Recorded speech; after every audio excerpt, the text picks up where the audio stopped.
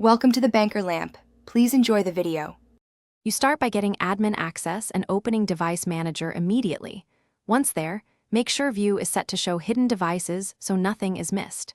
Now expand mice and other pointing devices and also human interface devices because the controller often installs as a mouse entry.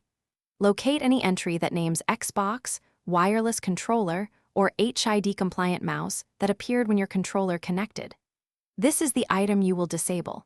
Don't unplug yet. Just identify the exact device entry. Next, right-click the identified device and choose Disable Device first. That prevents accidental system changes while you confirm behavior. If Disable fails to stop the mouse cursor, choose Uninstall Device and check Delete the driver software for this device so Windows won't auto-reinstall. Use View Devices by Container to confirm you selected the controller's pointing device instance, since names can be ambiguous. Once done, close Device Manager and do not reconnect the controller yet. You'll reboot before testing to ensure the driver change sticks. Finally, reboot Windows so the change applies system-wide.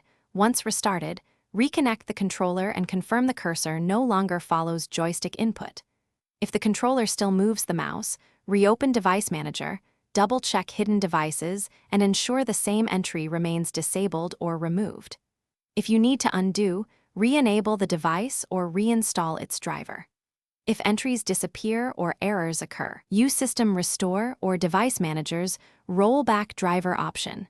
That recovers a previous working state quickly. Thanks for watching. If this was helpful, leave a like and consider subscribing. See you next time.